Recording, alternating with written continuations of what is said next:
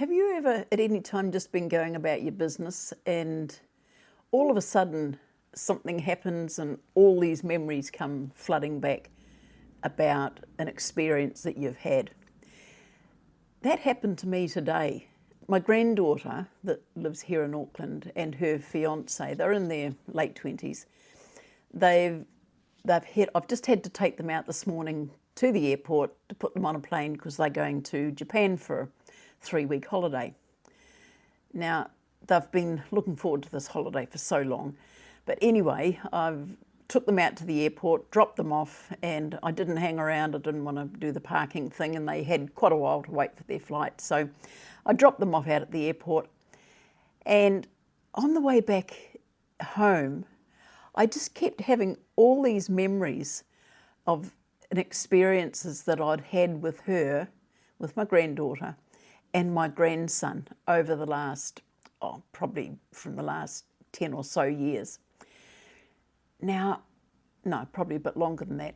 What came to mind was many years ago, I used to do a bit of snorkeling, not scuba diving, as I keep saying here in the video. So it wasn't much, just a bit down in the rocks and one thing and another, that was all. Or anything like that. I'd just like to get in the water and have a mask and snorkel and just go down and see what was going on under the water.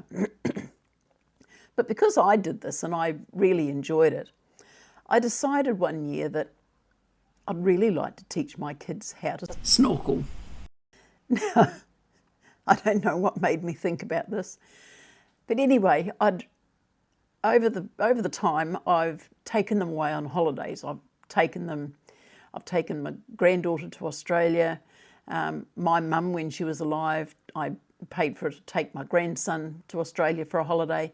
So they'd done a little bit of tripping around when they were in their sort of like 10, 11, 12-year-olds. And so this year, particular year, I decided I was going to take my granddaughter to Rarotonga. Now, New Zealanders will know where Rarotonga is. It's part of the Cook Islands, just north of New Zealand, about a 3.5, 4-hour plane flight away. And so I booked a trip, and I actually like to go. I'm a bit of a loner. I like to go on holidays on my own, and I've done it a lot. But this particular time I thought, I want to go to Rarotonga. I had never been, and I'll see if my granddaughter would like to come. So she didn't need asking twice. So we jumped on the plane, headed off to Rarotonga, we were booked into this lovely resort, and just they had a swimming pool and all the rest of it, and then just on the edge of the water, because all those islands have got coral reefs around them, they've got the piece in the middle that's all sort of sheltered from the ocean, and during the high tide they can get out there and snorkel and do whatever they want to do out in the what do you call those things? Yeah, out in there. And so I got her all sorted out, and while we were there, she spent almost every day with a snorkel and a flippers and goggles, and she would go out into the water and she would snorkel. Not fishing or anything, just looking under the water, learning how to snorkel. Fortunately, she was a good swimmer because I'd had them both to swimming classes when they were younger, so she was a very competent swimmer. So I took her out and spent this, I think we were there for about a week, and she just had a ball learning how to snorkel. The learning part was probably only a couple of hours. Once you know how to, if you're a confident swimmer, then that's fine. Just got her into the water, learned how to use the snorkel, the mask, everything like that.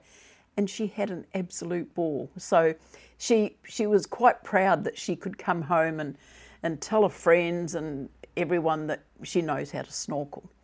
And I felt quite proud about that. Anyway, a couple of years goes by. My grandson had got back grown to about the age that my granddaughter was when I took her away. And so I said to him, I suppose I've better take you on a holiday too, teach you how to snorkel. So what I did, we decided we would go to Fiji. Now, I was quite familiar with Fiji. I had lived there for a couple of years. I was working there, but I hadn't been back since 97. No, 2000 was when I left. And by this time was in the, about 2010, 11, something like that. So I decided that I was going to take my grandson over to Fiji. So we got over there and we stayed at this resort. And it was amazing. They had great big swimming pool, and then they had this beautiful area off the coast, in the ocean. And so what I did with him, I started him in the swimming pool. And whereas my granddaughter, the facility had snorkels and things that they could use, I'd actually bought some for my grandson and for myself. So got him into the big swimming pools, and I had him learning how to snorkel in the pool. So he spent about a day, I think it was, swimming around the pool with his snorkel and diving down and coming back up again. And then once he felt comfortable, I says, righto, let's venture out into the ocean. And it's the same as in Rarotonga. You've got the big reefs around the outside, the coral reefs, and then you've got the inner place that's all sheltered from the ocean waves. And so I got him out there, and we must have spent, I don't know how many hours in the water snorkeling. And he would dive down, and he kept bringing up these starfish and saying, look what I've got, Nana. And I'd say, go and put it back, go and put it back. So while we were there, we did a tour that you can get on. You can go out with people that teach you how to do this. And because he'd already been snorkeling, we went out on this boat, and he gets in the water there, and he's having a great old time with his snorkel and going down into the water. And he too, when we got home, he was so pleased to be able to tell his mates that he'd been snorkeling. Now, for the kids, it was a big thing, because even though they knew how to swim, it was all swimming pools, and even though we live in Auckland, we're right on the coast, we've got a nice beach 20 minutes away, but we just never seem to go, never seem to go. And so even though I think as kids they'd spent a bit of time in the surf, they'd never really learned how to go snorkeling or anything like that. So they felt really good when they came home and were able to tell their friends. Their friends were probably doing water skiing and all this sort of stuff, but they just felt good that they knew how to snorkel. And I felt good that I'd been able to show them how to do that. And all of these thoughts today were coming back to me about these trips that I'd taken the kids on and teaching them how to snorkel. And I think, here's my granddaughter now, who and a boyfriend, heading off to Japan for 3 weeks. They're going to go to Tokyo, Osaka, Kyoto, and they've got all these plans of things that they're going to do. And I think I'm just so happy that, that they've got this sort of travel bug. They don't really want to go and do work holidays anywhere. They're just quite happy to work away here, save their money, and then go off and do a holiday somewhere, just like they're doing now. My grandson and his girlfriend, they were actually over in Japan. They did 2 weeks over there back in February. And I know for so many kids here, Japan seems to be just the place where kids want to go on holiday. It used to be, they'd like to go to Disneyland and they'd like to go to America, but that's just totally off the radar at the moment. No one that I talk to has got any desire to go holidaying in America. And so now they're venturing more into the Asia area, and even if they've got something that they want to do that's quite big, they might go to sort of Singapore or up into Europe, into the Mediterranean even. But there's certainly a change of focus for the younger generation that I see. You don't see these kids now all wanting to go off to America and go doing trips over there. They've just absolutely turned their back on it, and the focus is now on up into Asia or over into Europe. And And I, I think, well, it's a bit sad, because America was always somewhere where, growing up as kids, we always wanted to go, wanted to do Disneyland and all that sort of stuff. I mean, I've done that, but it was only about 15 or so years ago that I did that. But the kids these days have just got no desire to go up there. They're more, I think the thing is too, because a lot of the friends that the kids grew up with here, that it's quite multicultural.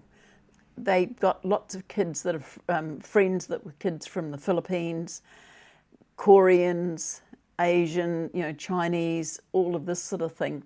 Because we're such a multicultural country, and there's a lot of immigrants that have come in from those countries, and that they've just mixed in so well with all the kids of the growing generations now. All the Kiwi kids just want to go and visit their countries. And it's amazing the amount of kids now. I mean, when my granddaughter was trying to work out where they were going to go in Japan, oh, they've got one friend that's been here, another friend that's been there, and another friend told them to do this. So their whole circle of friends have all been touring around Japan, rather than the traditional heading off up to America. So, and I feel good. I feel good knowing that my grandkids heading off for a holiday are going to a place like Japan. I've been there. I know what it's like. Feel a lot safer than I would if I'd gone over to America at the moment. And it's good that they've made that choice too, because it gives us a bit more peace of mind. So yeah, I'm rambling a wee bit, but that was just when she was heading off this morning, and I was just driving back home again, and I had all these thoughts going through my mind, and I thought, that was a really lot of fun that I had with them doing that. And it's nice now to see them, broaden their horizons and wanting to go off and travel and do all of these things. And I just applaud them. I think it's just so lovely that they're really happy to see what goes on in other countries, what the rest of the world's all about.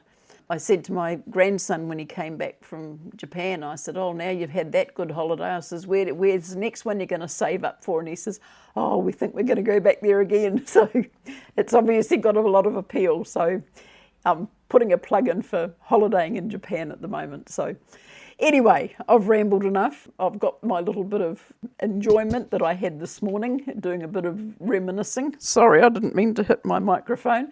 I've rambled on enough. I'd better get off here. But anyway, that's my little talk and my little thoughts on teaching my kids how to snorkel. So anyway, I hope everybody is feeling good. I hope everyone is feeling safe. Please look after yourselves. If you're new here, thank you for joining my channel. Thank you for visiting. If you've already a member or you've been here before, thank you for coming back. And if you would like to leave a comment or like or share, even if you'd like to subscribe, that would be great. So in the meantime, take care everyone, and I'll see you on the next one. Okay, bye.